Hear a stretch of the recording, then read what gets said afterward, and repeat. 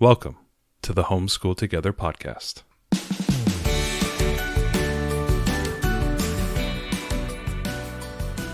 Where one working mom and a stay-at-home dad help you navigate the nuts and bolts of the growing and dynamic world of homeschooling. With a focus on early learners, like me.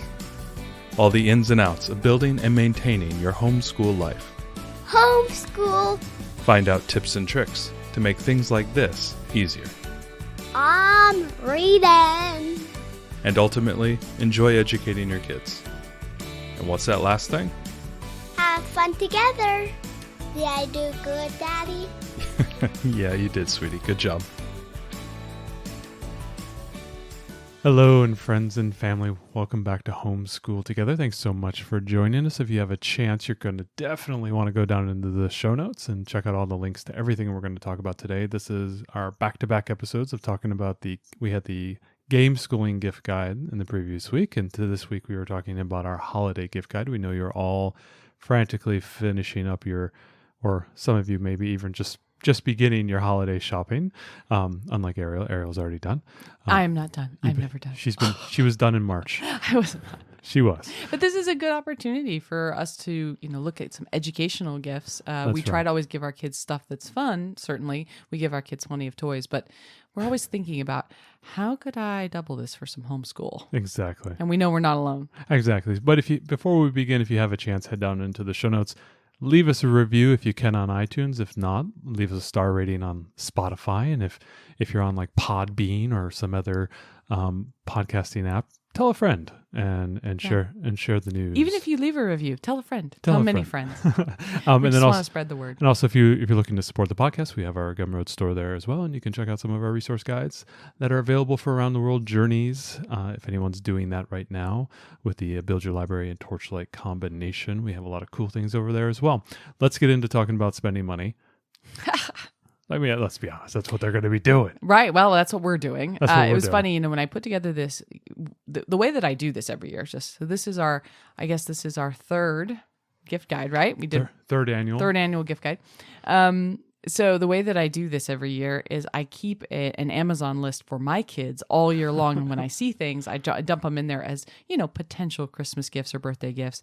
And then at the end of the year, when I go to put this together, I just look at all of the things and I prune down to the things I think are the coolest. Yeah. So that's how this goes. So this is also, as we looked at each of these things we were just reviewing before we started recording, and we were like, oh man, that's cool. Oh man, the kids would really like that. Oh yeah. It's like, yeah, I know, because this is the list I keep for our children. So I don't think you're not the only one that's going to be spending. But we hope that these are some really good items. We try to kind of, not just stick just in STEM or just in art, and kind of get a little bit of everything, so that, there's just some ideas, and maybe one of these items isn't the right thing, but maybe it gets you thinking about something new and different for your kids. So. Absolutely. Let's start with the first item. It's going to be, one of a couple of the robotic themed.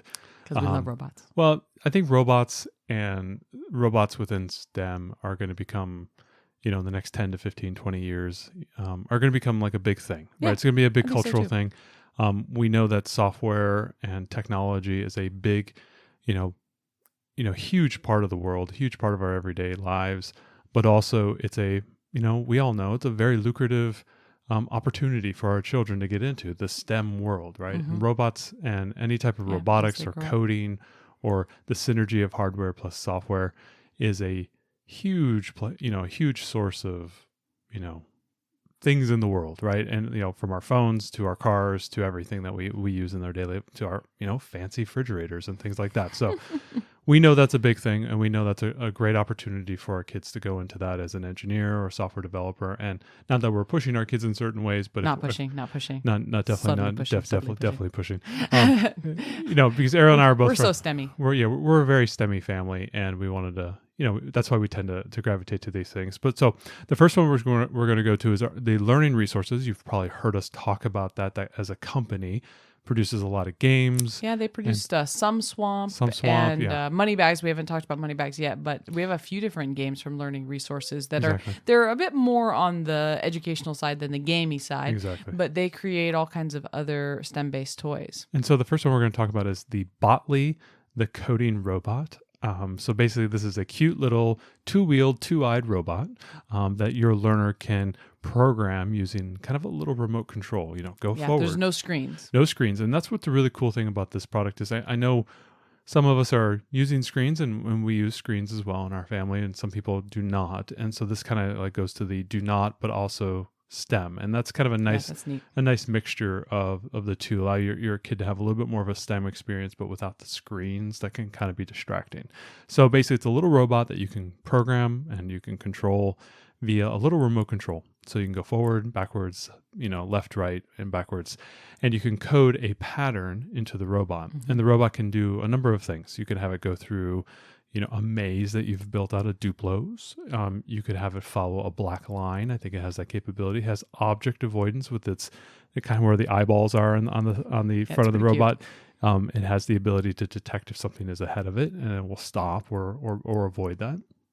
Additionally, there are also a lot of like additional components you can build, like little Rube Goldberg experiments or Rube Goldberg setups where Botley will trigger something, or something could then trigger Botley to then do something. Right. And there's a few different like challenge packs that you can buy that go with him. So the robot itself is like $35, and then you can get different challenge packs for like $15 to $20 and these are add cool. to him. So it's like the like the marble run that we talked about last year, where you're given a card, you say, hey, build this and solve this problem. Right. And so you can do specific challenges. So you don't have to, it's not all free form. Yep. If your learner can't come up with something right at the beginning, but then as they get more skilled, then you can set up any course you want. Like you're talking about using Duplos, or I love the idea of setting up a Rube Goldberg. Yeah. So this is pretty cool. And it's supposed to be ages like 5 to 7 is the target window for this. I think any older and you'd want to get into something a little bit more advanced, but it's super cute. And I could see our kids really enjoying it. So this is one of our considerations for Christmas this year. And we wanted to share it with all of you. The next product that we're going to talk a little bit about is a sewing kit. Our daughter is very much into sewing. And she's taking a hand sewing class taking a at hand the sewing Parent class. Partnership. Oh, she's loving it. She's loving it. And She is. you may have a learner out there who wants to kind of get into sewing as well. And sometimes with sewing, it can be complex, right? Because you have to create something out of nothing. And I think what a lot of times we want to try to take out the creativity and then have them, the learner engage in the activity and get something out that looks really cool and beautiful. So what we're going to be talking about is the Craftorama sewing kit for kids, which is basically a beautiful little sewing kit that has all these various pieces for you to assemble with a needle and thread. Little critters of the forest. Yeah, and so it's kind of cool because it's all the felt pieces are pre-cut in the different colors, And they have all the holes punched. The holes are already punched, so it gives your child kind of a leg up, and it includes the stuffing and the thread and all the pre-cut pieces, and they can make 8 different little woodland animals. So it was funny, we were looking at this, and you were saying like, man, our daughter would really like this. We should really get this one for her because she would totally dig it. So it says ages 7 to 12. I think that's probably about accurate. Our daughter just turned 7, and this would be totally appropriate for her. It's kind of cute because you end up with a really nice product in the end. And it's nice, the projects have a difficulty rating, so you can start with less difficult projects and then kind of work your way up. But nothing in here is kind of unattainable. So I think it's a really good intro. So if your child doesn't know any specific stitches but is kind of interested in sewing or crafting, that's where our daughter was, not very long ago when she, right before she started this class, is she really wanted to sew, but she didn't have any specific sewing knowledge yet. So a craft like this is really great. It's $24, not very expensive. And I think that this would really provide a lot of hours of entertainment. So Craftorama sewing kit for kids. So the next product is the Lulu Junior Storybook Making Kit, and as a terrible self-published writer as I am, I always love to explore the idea of story. We've talked about the story cubes, I think last year, or maybe Rory story cubes. Those are really story fun. Cubes. And I think the year before we talked about the Ebu creative story cards. We always have some sort of story creation thing on this guide. Oh man, subliminal. I wonder how that gets in there. Anyway, so basically what this is it's a prompt to help your child write their own, essentially, children's book. And they are going to write their story, draw the pictures. And I think it's up to about 20 pages. You can have the title page, dedication page, and I think about the author page as well. There's a couple additional pages. You then take those pages once they are done and they've colored them and drawn them and written the words, and then you box it up in a prepaid envelope and you mail it off. And within 2 to 3 weeks, you get a what is it? It's a hardcover book. 7x9, 7x9 color, illustrated children's book Right. that your kid made. Yeah, I think this is really cool. This is about $30, Yeah. and it's really neat because it's one thing to say, oh yeah, you can make this book, and then we could have it printed. You could have it printed at Shutterfly or something, but it's just really difficult to like figure that out. This is nice. It's all a kit. Well, the biggest challenge is you doing the layout. In this. Yeah, you do in the layout. Right. Ariel, every year, Ariel makes a kind of like family album for the year, and then we kind of give that to some of the grandparents and everything so that they can, look through the pictures and put it on the wall. It's the gift that they always want. It's the only gift they want. It's the only thing they really want, other than more grandchildren. Not happening. Not happening. But at least not from us. And so basically, they love these things, but it's really hard. It's difficult for you to lay those things out. You got to do this kind of collage-y style of adding all the pictures. Without having to do that for your child, this is very easy to just mail the sheets away, and then they scan it and then print it off as a book. I think this is probably my favorite gift to give even to another child because, I mean, what kid doesn't want to make their own art and then they get it back as a printed book and it's all included in the cost of the kit? I think that's great. Just a couple of weeks ago, our oldest actually made her own storybook, and I actually helped her kind of sew a binding. Yeah. And then she was so over the moon just showing you that she made a whole really story. Excited about it. Yeah, she loved it. And so something like this, I think, would really engage that kind of creativity, that young storyteller, that person who loves to do arts and crafts. This would be something that they would, I think would cherish putting on their wall for, a year or so. And then obviously when they're 10, they look back and go, oh my God, my drawing was so terrible. Well, but so, for the short term, it's so amazing to have something that is your own. What I think is really cool is, let's say you have a 10-year-old that really is into art, Yeah. right? Maybe they could do some beautiful illustrations for their own book. I love this doesn't really have an age limit. No, I it think, doesn't. As soon as your child can reasonably write the words and is into the drawing, all the way through a teenager can make their own book. I think it's cool. I think there's a sister set of this around Make Your Own Comic Book. Yes, there is. Maybe we should link both in the notes. We'll go ahead There's a and- link. Make your own comic Exactly. book. I love that idea that this isn't just for an early learner. This could be a really cool thing for, an older kid, especially if your learner is, ready to write kind of that old. So most of the books a long time ago were all written by hand. Yeah. And so you can imagine your young learner writing their story by hand, putting some drawings in the corner and really engaging in the act of writing. It doesn't have to just be a short story. It could be a little bit longer story. Sure. Well, and I think it's cool too. If you had like a preteen or something that's really into art, maybe into some sort of calligraphy, not calligraphy maybe, but cool styling of their letters and stuff, they could make something beautiful out of this. It's really open-ended, which I think is a really fun gift. And I believe in the kit you can order more copies of your book. It just cost you another $30 or something to buy another one off. Yeah, I'm not sure. Something like that. I think there's a listing in there as well. So I don't think it's just you only get one copy if they want to print more, or if you want to get more, I believe there's an option for that as well. But anyway, the Lulu Illustory Create Your Own Book gift for that young author, young burgeoning author in your family. The next one is just a book, because we're it's a set. I think it's a set. It's books, but really it's a gift for your belly. This is the My First Cookbook, Fun Recipes and Cook Together. This is from the America's Test Kitchen. Yes, this is the And so- youngest cooking book for America's Test Kitchen. Tell them who America's Test Kitchen if they don't know. If you don't know America's Test Kitchen, it's a PBS, I think. PBS. It was a PBS show.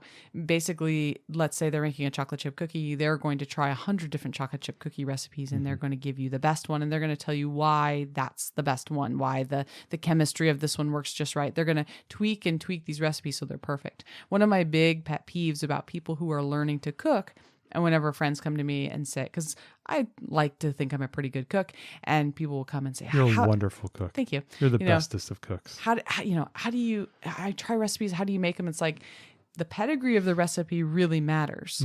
I liken this to giving children poor quality art supplies. People always say or poor quality instruments, don't give them a poor quality crayons or whatever, because they won't want to make art. This is the same thing. If you start with poor quality recipes, you might think you're just a bad cook because you don't really know that that's a poor quality recipe. You know how many times I've seen a recipe where there's no salt? It's the unknown. I'm like, do you there's know salt in everything. There should be salt. Yeah. Do you know if the problem is the recipe or if it's you. And Right. If you don't know that, you don't know where the problem is. Right. And Here you get we know. discouraged. Here we know if the recipes are good. It's you. It's you. Right. So if you really want to start your kids on a journey, if your kids are interested in cooking and you want to start them on this journey to enjoy cooking, you want them to make tasty things. I have seen a lot of kids' cookbooks, and we even have one. We have this princess cookbook where the recipes are very cute and they're terrible. Oh yeah. Every one we make, they're bland, or they're just, the flavors are Strange. weird. Yeah, I mean, they've tried to do some weird things, and what they've done in some places is cut strange corners. Like there was like a hummus and there was no tahini, and I was like, what is going on here? Like you can't make a hummus with. Anyways, so there's been some weird things where they're like, oh, it's a kid's book, we're just going to cut weird corners. This is not that. This is a fantastic book. We do own this book. We bought it for our youngest because she's doing this Blossom and Root now, and there's kitchen classrooms, a big part of it with the early years. And so we bought this book and we love it. Absolutely love it. It's great for kind of your it says 5 to 8 year olds. I think, we're starting it with a 3-year-old. She's starting it, but you could start it at 4 even. This is the book. This is the best book to get your kids started. It's like $11. It's not very expensive. It's a really pretty hardcover. It doesn't just have dessert recipes. It's got recipes for snacks and for dinner. Also does have desserts, but it gives a lot of really accessible things. And then to go with this, we really recommend getting a kids cooking set. Yep. So this would be not just an apron, but a set of kids' knives. They have these really great nylon knives that we have a set. We have a set like this, and it's like got heavy plastic, heavy white plastic. Yeah, we have a set that has a cutting board and these knives, and these are knives that are the appropriate size for their hands. They're a bit safer. They're serrated. Yeah, they're serrated so that they can do some things. And this also has in it spoons and tongs and whisk and rolling pin, and everything is kind of child-sized. And it's got measuring cups and a timer, measuring spoons. So it really has all of this together.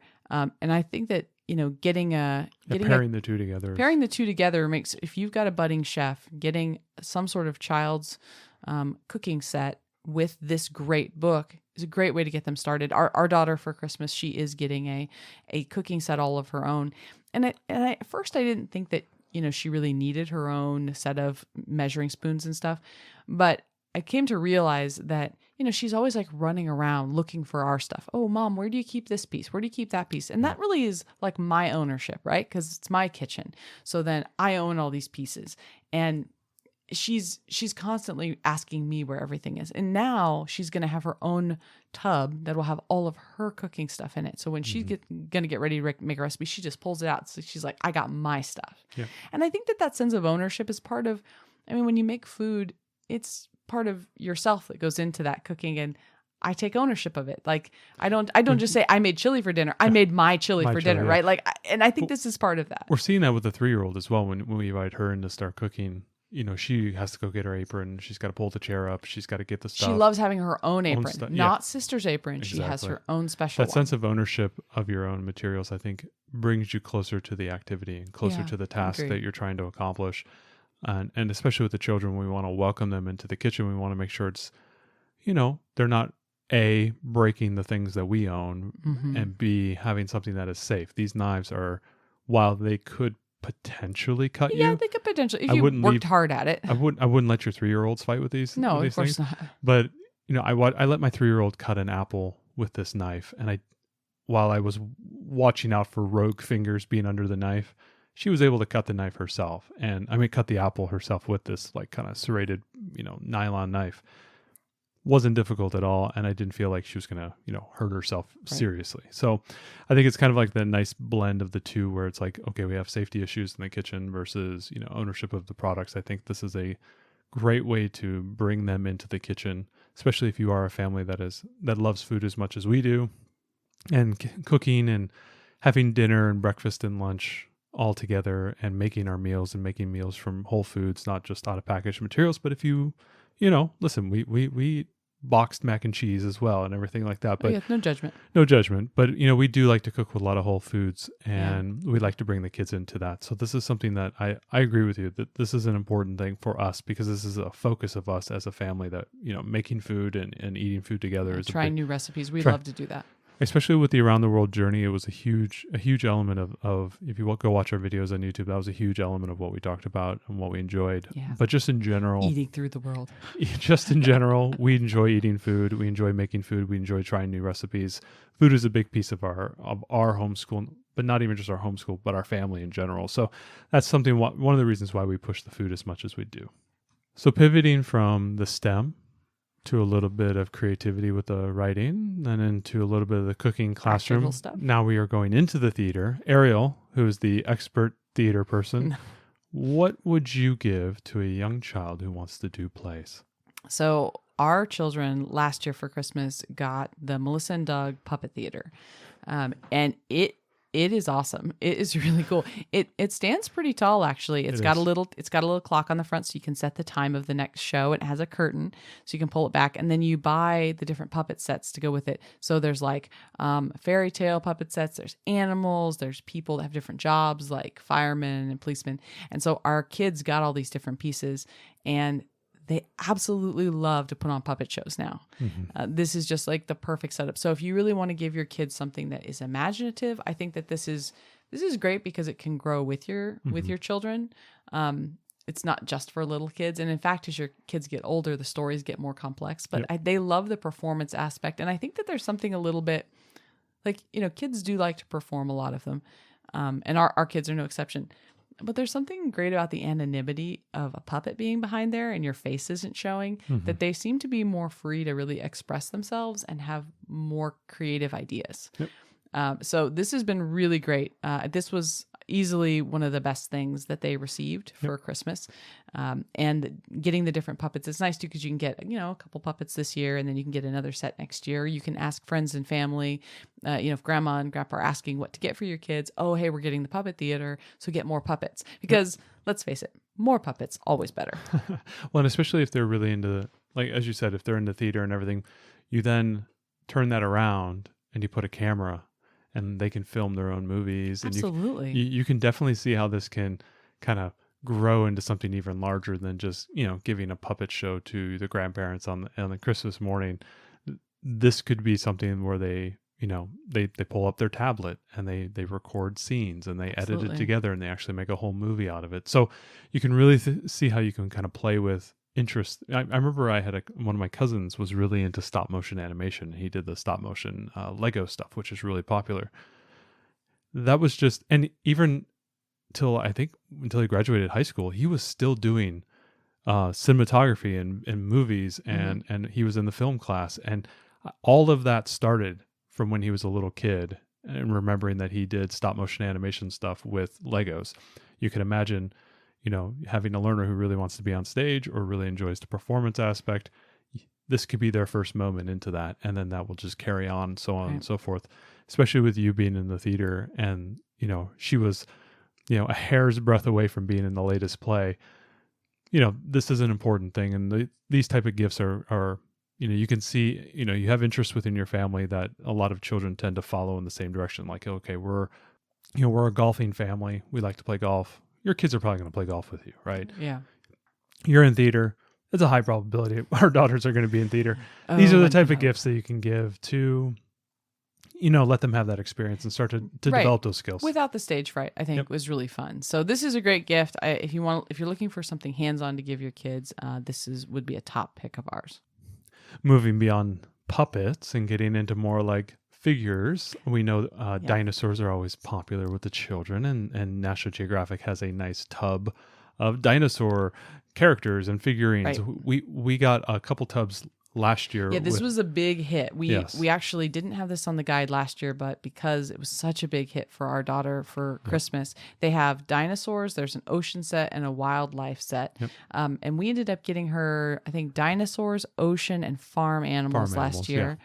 Yeah. And these figures have been the biggest hit. They were just out the other day? Yes, both our 3-year-old loves them and our 7-year-old plays with them too.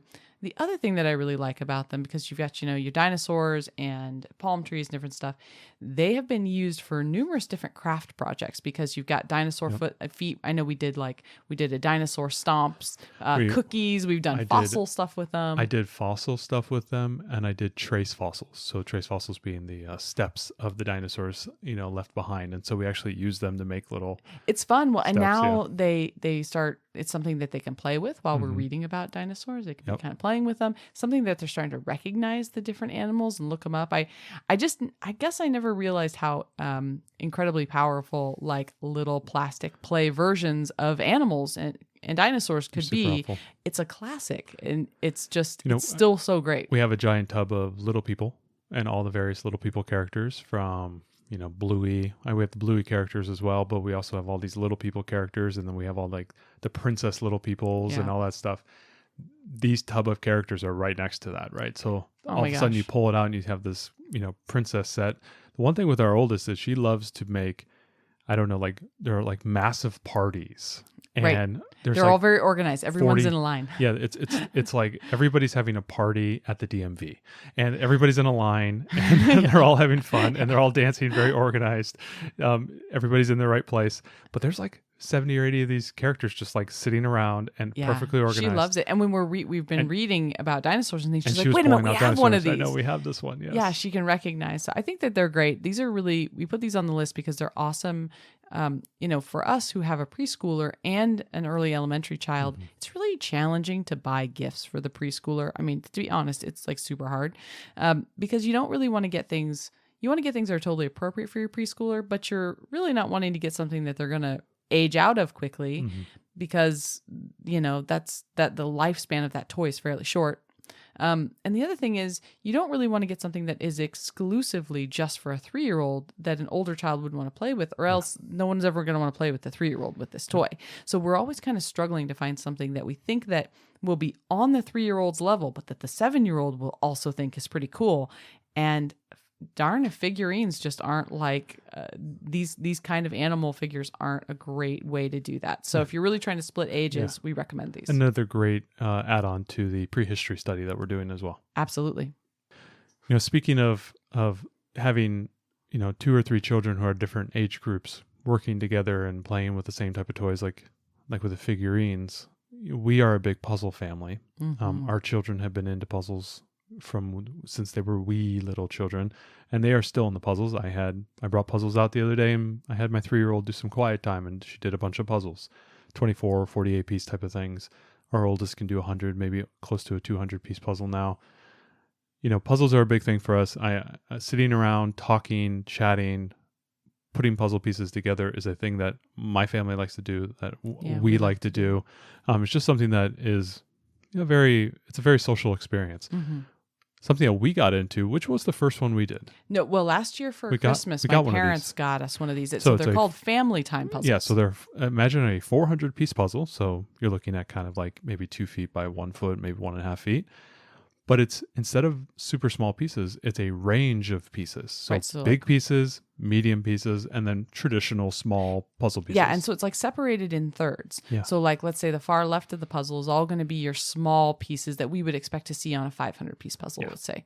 And then the middle are going to be pieces you'd expect on like a 200-piece puzzle. Yeah, 100, 200, yeah. And then on the far side, there's pieces you'd expect in, a 48-piece puzzle. Yep. So basically what this allows you to do is have everybody work on the puzzle at the same time, even though we're all at different levels. So when we did this, our little one was doing the biggest pieces, and our middle child, our older child, was doing the middle, and then you and I did the adult pieces on the end, and we helped seam them together. Well, and because they are, you end up having like 20 of the big pieces and maybe 50 of the medium pieces, and then like 200 or 300 of the smaller pieces.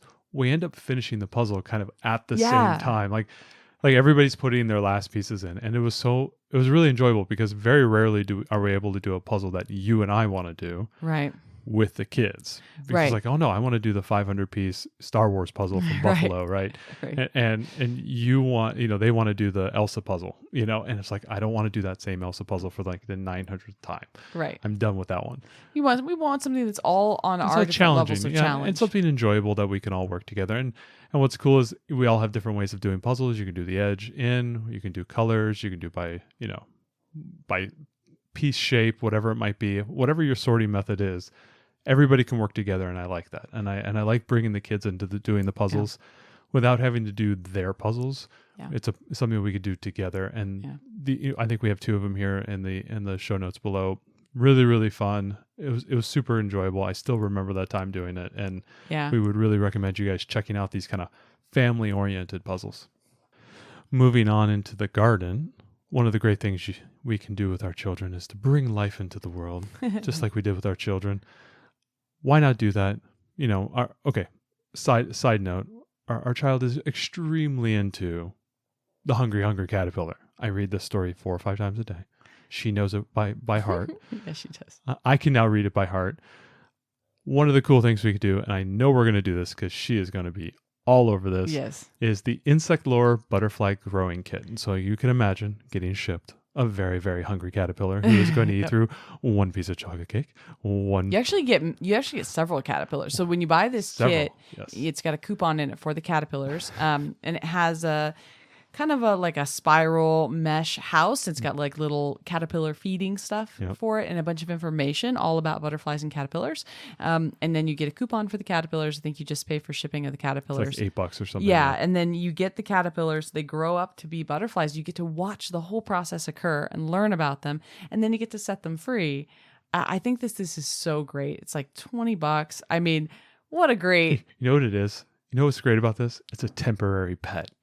Yes, I love that. It's not like, hey, let's get a dog, and you've just saddled yourself for 10, 15 years, or a cat, and maybe like 2 decades. So if you have a child who really wants a pet, we recommend the Butterfly Garden. Butterfly Temporary Garden.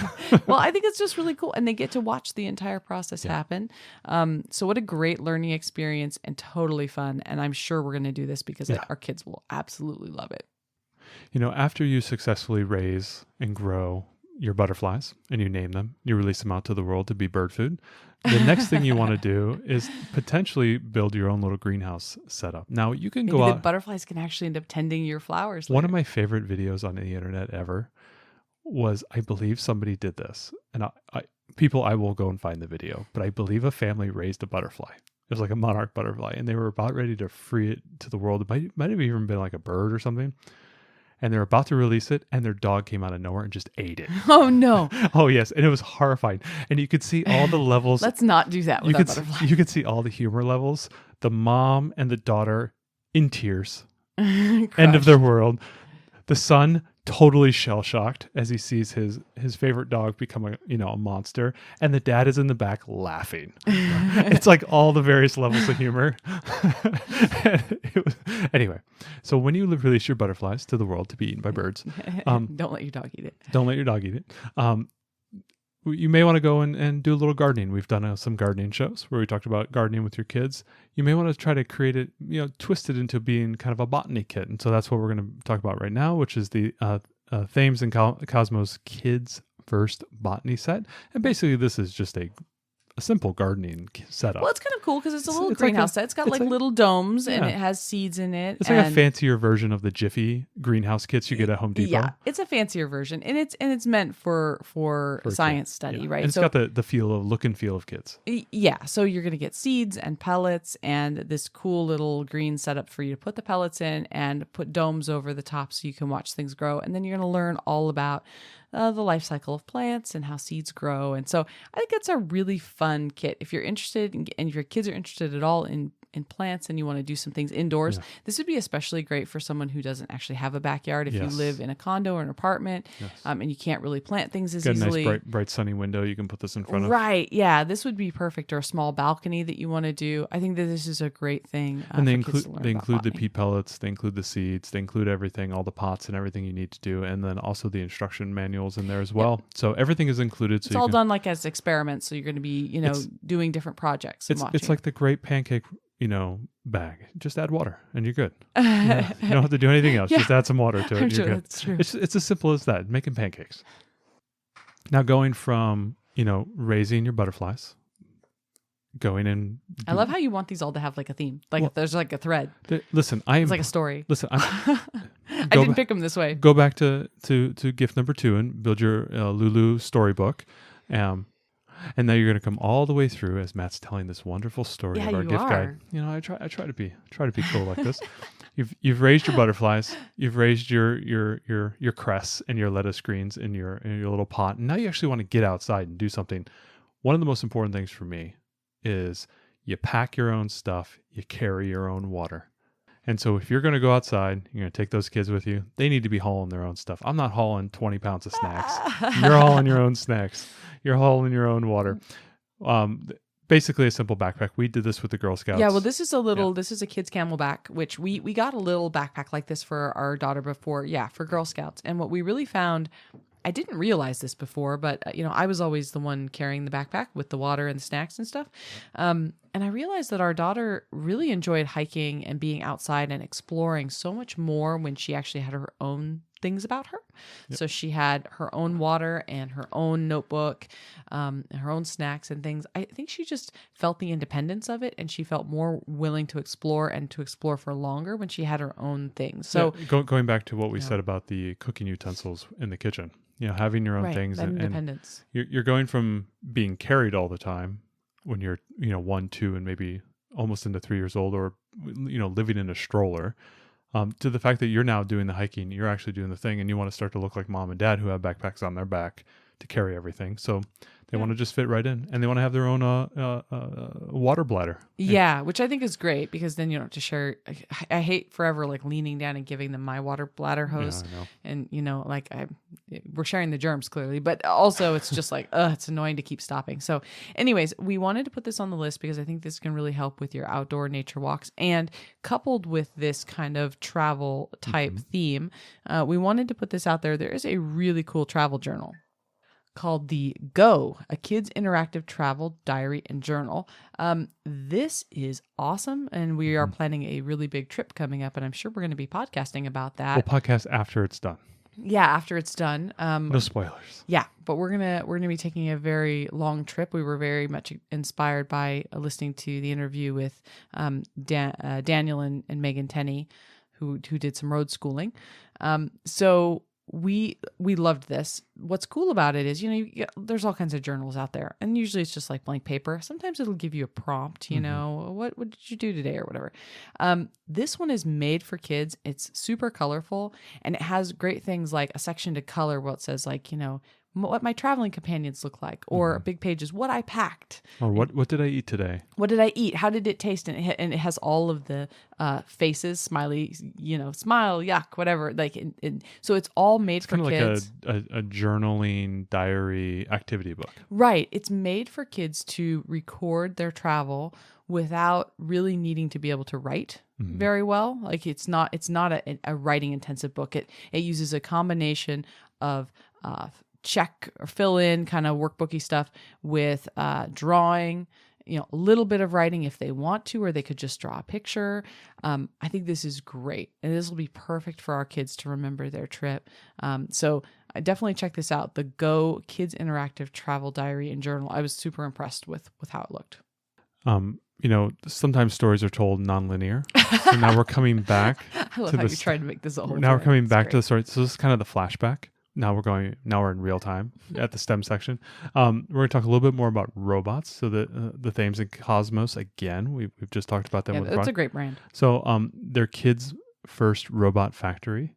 So basically this is, if you can imagine the Legos, what are they? The Connecty type of? Yeah, what is it? They're the Masterminds, the mechanics ones. Yeah. They kind of like Are they the oval. called Connect? I think they're like something like that. Anyway, We haven't gotten there yet. It's like the Lego set that that they use to make robots, and they code the Lego mastermindy type of things that go with it. We're not. Yeah, we're still in regular. We're Legos. still in regular. We're not. Legos. We haven't got there yet. We haven't graduated. We're there. going there, but we're Technic. That's it. Technic. Basically, what you're doing is you're getting a central body that has been coded to do certain actions, and then what you're doing is assembling the robot on the outside. whether it has a certain type of head or a certain type of arms or Yeah. legs. And there's 8 different ones, and they're Yeah. purpose built. So each one does a different thing based on the configuration of how you build it. One of my favorite things is the Legos 3-in-1 sets. So you can imagine this being kind of an 8-in-1 set. So you're actually making different robots from basically a base set of pieces. Whether it might be like a ski bot or a walker bot or a drill bot, a jogger, whatever it might be, the robot will then walk and move based on which one you've built. And just thinking about like building the different sets, I think I've talked before about the 3-in-1 Lego sets that I like these, that I use them with the kids all the time. And I'm actually giving these as gifts now to kids. We gave them as Halloween gift sets because I just like the fact that it's not just one thing that you're building, that you have the option to build more than one. Right. And I think with, like going back to the original one, the Botley robot, once you start playing with the initial setups that are pre-configured or pre-set up or predefined, all of a sudden, by doing 1 or 2 or 3 of those, all of a sudden the kid begins to intuitively learn, okay, this is how I create using these sets. So being able to create multiple robots, you can easily imagine after creating their 3rd or 4th one, they go, well, gosh darn it, I want my legs to be a little bit longer and I want them to walk more like a crab. And so you can start seeing their juices flowing in the way they start doing creativity. So I love things that have multiple use cases, so they're learning multiple ways of doing the same thing, and then it allows them to then learn why they are different because they built them differently, and then use that difference to then build something they want to build. Yeah, I think this is really cool. I love that it's got the 8 different ways to build, and it shows them exactly how to do it so that they can really learn. I think this is a really neat set. So this is going to be for kids probably 6 to 9, maybe. Yeah. Something in that range. Maybe 7 to 9. So, but I think it's a really neat kit. So definitely check that out. Moving on from the STEM back into the National Geographic, we're talking about the National Geographic Gross Science Lab. You have all seen these wonderful yellow boxes of National Geographic kits, whether it's digging up dinosaur bones or building a volcano, which our youngest is getting for Christmas this year because she's really into volcanoes. Yeah, she has dreams about. She had a dream last night. She was like, we were all driving a car and we were driving from the lava. And I was like, was it scary? She goes, no, Mommy, it was lava. It was lava. Like it was cool. When she asked me to play a YouTube video, she's like, Daddy, please play a lava video, but not the music lava video from the Pixar animation. I want a real lava video. But anyway, so there's the lava sets, there's the, I think, growing your own gems sets. There's all these different ones. The one we're talking about today is the Gross Science Lab. So basically this is 15 different little experiments, from dissecting a brain to, blood cells. There's so many different activities in here, and you can imagine pulling one out every other week, and it can kind of take you through a whole year if you're looking to do something fun, every other Friday with your kids, because dad's home or whatever it might be. These are a lot of fun, and I enjoy these. And for the pound for pound, what you get out of these kits is really amazing. Like it's like they have legs, they have lasting power, and they're always so affordable. And they cover so many different ranges. The one we're talking about is the Gross Science Lab, but you could go into the carousel below on the link below and see how many different versions of these, and really pick one that like fits your learner. It could be a space one, it could be a underwater sea one. You can, whatever it is. National Geographic has built these little kind of STEM kits. They're just so great. They're small, and there's lots of experiments in there. Yeah, what's cool is there's multiple. They're always within a theme. Yeah. And so you're going to do multiple things that all feed into the theme. And so the kid will remember the theme because they did so many different experiments. I like it because science is one of those things that we oftentimes struggle with a little bit to do hands-on science, especially in the younger years. So these kits are just perfect for that. Last and not least is the Faber-Castell Do Art Coloring with Clay. Now, you may have a child who loves to art, loves to color, who also loves Play-Doh. I wouldn't say that sounds like a 3-year-old we have, but it does. She loves the art and she loves the Play-Doh. This is a very cool set where basically they give you a sheet and they give you kind of the outlines, and they give you all this wonderful modeling clay that you can then take and shape into the sheet through basically the outline and fill it in with clay. And by doing that, you actually end up building a beautiful image. Yeah. Now, what I like kind of guides you through in the different colors. Exactly. It's really neat. There's a lion on the front. I think there's one like a raccoon, a parrot. So you can see these really vibrant, very, very colorful things. They can also follow the instructions. They can look at the image and like kind of recreate whatever the image is on the back of the sheet, or they can do something completely different. Why not have a lion that has green hair? Yeah, I think it's really cool. He's a cool lion, right? It gives them the underlying matte outline Exactly. so that they know how to shape the clay to make these really beautiful pictures. And the clay doesn't dry, so it doesn't dry out. So it's not one of these like modeling clays that does like an air clay, like an air dry clay. Right, you got to work with it because you got to constantly, yeah. And so this is basically something you can reuse, so they can pull up the pieces, try it again, different colors. Wonderful creativity, great price for this. This is something you can do. You can take it on the road with you. You can imagine, pulling this out on a cold, a cold rainy day like we're finally having here in the Pacific Northwest. Yeah. But definitely something that will brighten up your kids' imagination. A lot of times with our youngest, when she loves to play with Play-Doh, she loves to be guided in the Play-Doh. Whether it's one of the kits that makes all the spaghetti, or the impressions. She just doesn't freeform play things. She loves to use these preset things. And so I can imagine her saying, okay, I have to make a Play-Doh piece that kind of looks like this shape. That would be easy for her to do. Great for an early learner. The Faber-Castell. Another thing too is Faber-Castell, they do great art supplies. Like it's really good pens, really good pencils. They're really well known for decent art supplies. So again, going back to that thing where you want to use quality materials when you're doing art, these guys would be really good for it. So, right. So that concludes our 2022 holiday gift guide. Amazing. Let us know, as we're still shopping too. Let us know what things you plan to get for your kids that are we'll post educational it in the Facebook in nature. group and maybe post in there, ideas for other people as well. I know a lot of times we're trying to find those last minute items to stuff into the. Yeah, we're trying to get this out before whatever. Black Friday, so if any of this stuff ends up going on sale anywhere, but yeah, check the links below, and if you end up purchasing anything, remember to use one of our affiliate links, and it helps to support our show. It's another great way to help us keep going and keep making good content. So happy holidays to everyone, and we'll continue here through December, but we wanted to get this out early for you so that you have a chance to go out and do some shopping. Thanks so much for joining us today and making us a part of your homeschool journey. Please engage with us on social media. Join our Homeschool Together podcast group on Facebook and find us at Homeschool Together Podcast on Instagram. We'd love to hear your feedback, questions, and recommendations. Until next time. Happy homeschooling!